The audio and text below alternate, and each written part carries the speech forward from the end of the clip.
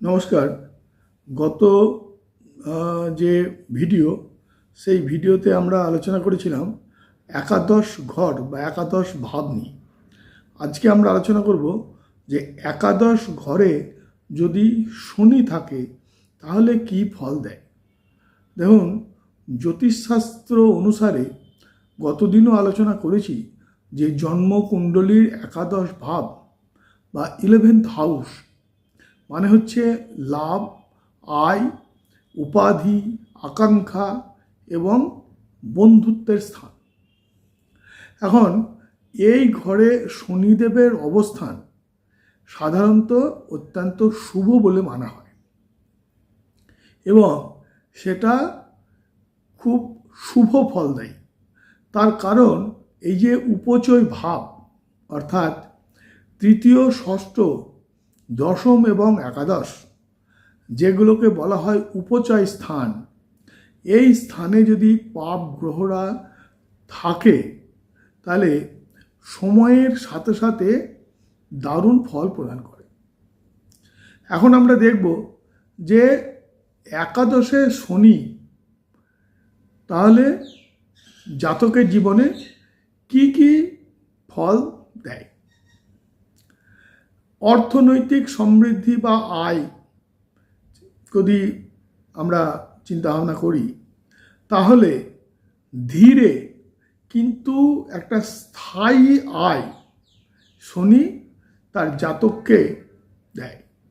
শনি কখনো হুট করে কাউকে ধনী করায় না, কাউকে ধনী বানায় না, তবে কঠোর পরিশ্রম এবং এবং নিয়মানুবর্তিতার মাধ্যমে একটা আয়ের স্থায়ী ব্যবস্থা শনি কিন্তু জাতককে করে।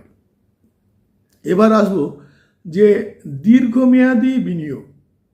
দেখুন, জাতক মানে যে জাতকের একাদশে শনি থাকে সে ভীষণ বাস্তববাদী হয় এবং দীর্ঘমেয়াদী কোনো ইনভেস্টমেন্ট বা বিনিয়োগের মাধ্যমে সে প্রচুর সম্পত্তির মালিক হয়। আচ্ছা, যাদের একাদশে শনি তাদের একাধিক আয়ের উৎস থাকে, যেমন ধরুন ব্যবসা, রিয়েল এস্টেট, তারপরে সরকারি ক্ষেত্রে বিভিন্নভাবে তার লাভ হয় এবং সেই সব উৎস থেকেও তার অর্থ উপার্জন হয়ে থাকে। আচ্ছা, আরেকটা জিনিস হচ্ছে যে কর্মজীবন এবং সামাজিক জীবনে প্রতিষ্ঠা, মানে যে সমস্ত জাতকের একাদশে শনি তাদের ব্যবসায়িক ও রাজনৈতিক সাফল্য একাদশভাবে যদি শনি থাকে তাহলে সে একজন দক্ষ নীতি নির্ধারক এবং রাজনীতি এবং সামাজিক ব্যাপারে সে কিন্তু মানে নেতৃত্ব দেয় এবং নিজস্ব যদি ব্যবসা থাকে তাহলে সেই ব্যবসায় মানে উচ্চ মর্যাদা সম্পন্ন এবং খুব ক্ষমতা সে লাভ করতে পারে। এছাড়া কোনো প্রভাবশালী ব্যক্তিদের সাথে তার যোগাযোগ হয় এবং সমাজে উচ্চপদস্থ প্রভাবশালী ব্যক্তিদের যোগাযোগের মাধ্যমে তার প্রচুর অর্থ লাভ হয়। আর তাছাড়া সাধারণত বয়স্ক এবং প্রভাবশালী ব্যক্তিদের সাথে জাতকের সুসম্পর্ক তৈরি হয় এবং তার মাধ্যমেও সে অর্থ লাভের একটা ব্যবস্থা তৈরি হয়। তবে একটা কথা মানতে হবে, যাদের একাদশে শনি থাকে সেই সব জাতকদের সফলতা কিন্তু একটু দেরিতে আসে। মোটামুটি কঠোর পরিশ্রম এবং নিয়মানুবর্তিতার কথা তো বললাম, সেই সাথে তাদের যখন একটু বয়স বাড়ে মানে মোটামুটি 36 থেকে 40 বছর বয়সের পরেই কিন্তু তাদের ধীরে ধীরে সফলতা আসে। কিন্তু একটা বিষয় বারবার বলছি যে এদের সফলতা কিন্তু দেরিতে এলেও সেটা কিন্তু স্থায়ী সফলতা, এটা একটা মানে বিশেষ ব্যাপার, সেটা জানতে হবে।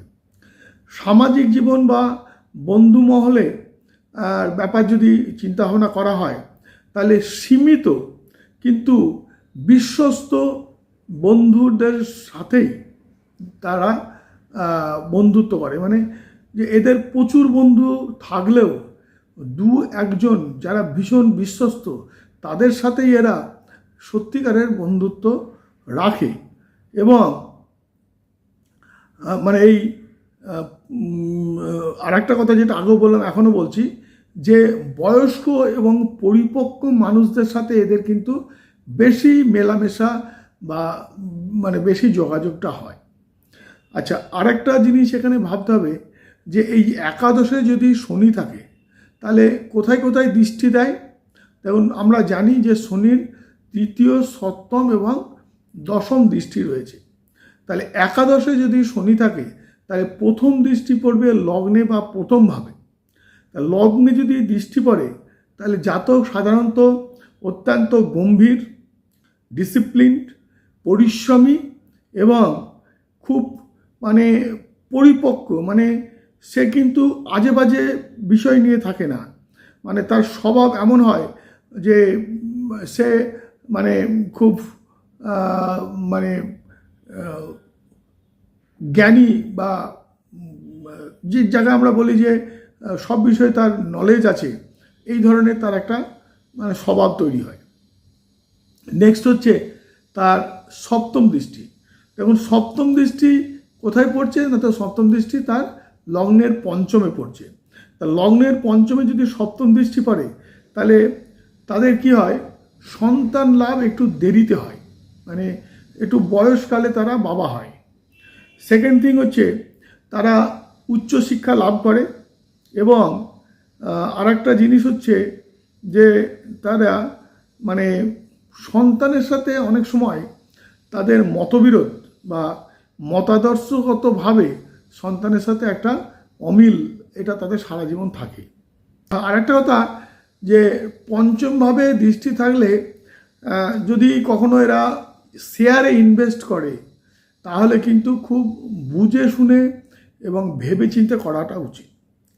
আর যেটা বললাম যে দশম দৃষ্টি কোথায় পড়ে, লগ্নের অষ্টমে পড়ে। তাহলে লগ্নের অষ্টমে দৃষ্টি পড়লে কি হচ্ছে, মানে তাহলে একাদশ ভাবে যাদের শনি থাকে তারা দীর্ঘায়ু হয়, মানে অনেক দিন তারা বাঁচে। আর এদের একটা কি গুপ্ত বিদ্যা বা গবেষণামূলক বা রিসার্চ ওয়ার্কে এরা কিন্তু খুব সফলতা লাভ করে। তবে এখানে একটা জিনিস দেখতে হবে যে এই যে একাদশ ভাব মানেই কিন্তু সব রাশিতেই কিন্তু শনি সমান ভাব দেবে না। দেখুন, মেষ রাশিতে শনি হচ্ছে নিচস্থ, তাহলে যদি মেষ রাশিতে শনি একাদশ ভাবে হয় তাহলে কিন্তু তাদের উপার্জনের অনেক বাধা সৃষ্টি হয়, মানে প্রচুর খাটছে অথচ দেখা যাচ্ছে সেই ধরনের সফলতা তারা পাচ্ছে না, অর্থাৎ মানে আশাজনক ফল লাভ হয় না, এই ধরনের ঘটনা ঘটে। তবে এখানে কতগুলো জিনিস আগেও বলেছি, এখনও বলছি, যে কিছু সাবধানতা অবলম্বন করা দরকার। অনৈতিক কোনো কাজ করা যাবে না। অনৈতিক কাজ বলতে সাধারণত বাজে নেশা বা বাজে মানুষের সাথে মেশা, বা এমন কোনো পেশা যে পেশা সমাজে গৃহীত নয়, সমাজে সেটাকে খারাপ চোখে দেখে, সেই ধরনের কোনো পেশার সাথে যুক্ত হওয়া উচিত নয়। বয়স্ক মানুষদের, দরিদ্র মানুষদের বা যারা অসহায়, যদি তাদের সেবা করা যায় তাহলে কিন্তু শনির এই নিচস্থ থাকলে বা খারাপ থাকলেও কিন্তু ভালো ফল পাওয়া যায়। আর সবসময় দেখতে হবে যে শনির ওপরে দৃষ্টি কাদের আছে।